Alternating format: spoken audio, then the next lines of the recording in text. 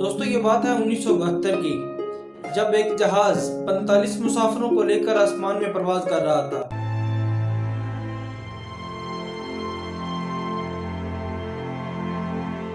फिजा में खुशी का माहौल था, लोग हंस रहे थे।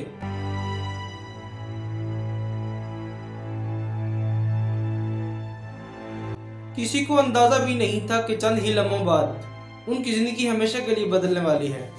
उरुगयान एयरफोर्स फ्लाइट 571 ये जहाज था जो अमेरिका के खतरनाक पहाड़ों के ऊपर से गुजर रहा था।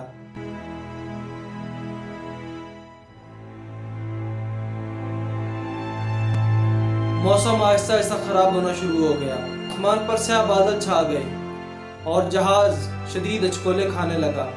पायलट को रास्ता साफ नजर नहीं आ रहा था। उसे लगा कि वो पहाड़ों को पार कर चुका है, लेकिन हकीकत इसके बिल्कुल बरक्स थी।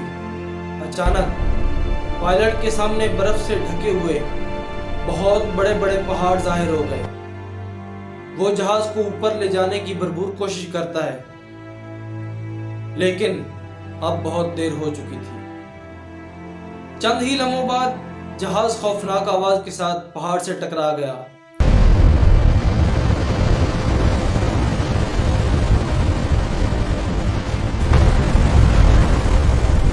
ये हादसा जनूबी अमेरिका के खतरनाक पहाड़ी सिलसिले एंडेस माउंटेन्स में पेश आया।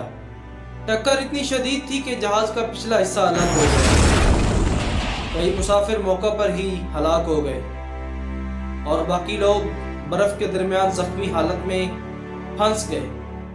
जब जिंदा बच जाने वाले लोग होश में आए तो उनके सामने एक खौफनाक मंजर था। चारों तरफ सिर्फ बर्फ ही बर्फ थी। जहाज का मलबा पहाड़ की ढलवान पर बिखरा हुआ था। दर्जा हरारत -30 डिग्री तक गिर जाता था। हवा इतनी सर्द थी कि चंद मिनट बाहर रहना भी मुश्किल था। जिंदा बच जाने वाले लोगों ने जहाज के टूटे हुए हिस्से को पनाहगाह बना लिया। उन्हें उम्मीद थी कि जल्द ही रेस्क्यू टीम उन्हें ढूंढ लेगी। चंद दिन तक वो इसी उम्मीद के साथ जिंदा रहे।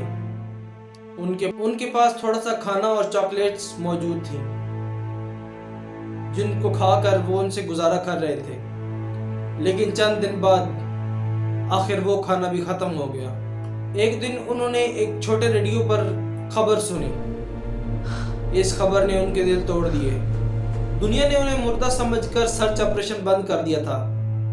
अब वो पहाड़ों में मुकम्मल तौर पर अकेले रह गए थे। भूख हर गुजरते दिन के साथ बढ़ रही थी। खाने के लिए कुछ भी नहीं था। उनके सामने सिर्फ एक ही रास्ता बचा था, एक ऐसा फैसला जिसके बारे में सोचना भी बहुत मुश्किल है।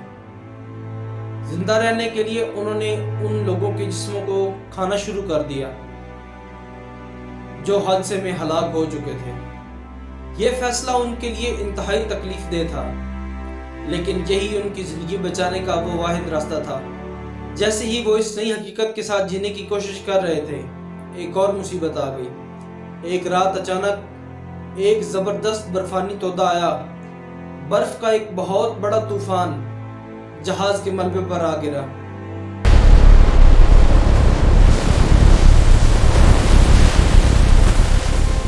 इस हादसे में मजीद लोग मारे गए और बाकी लोग बर्फ में दब गए।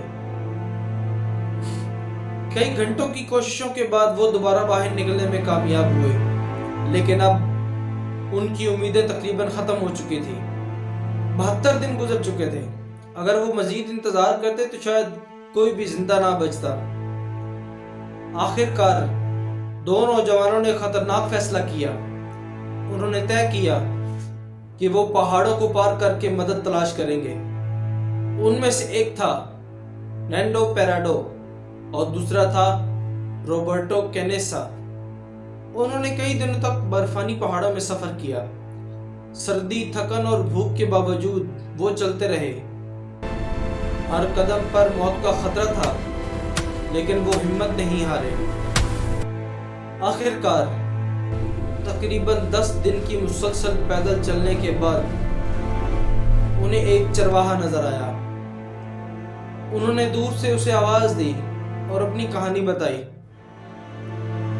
चरवाहे ने फौरन हकाम को इत्तला दी। चंद दिन बाद हेलीकॉप्टर वहां पहुंच गए।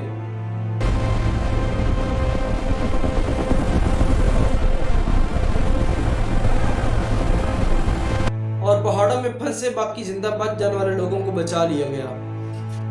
72 दिन तक बर्फ के जहन्नम में रहने के बाद आखिरकार 16 लोग जिंदा वापस आए। ये कहानी हमें ये सिखाती है कि इंसान की हिम्मत और जिंदा रहने की ख्वाहिश कितनी ताकतवर हो सकती है।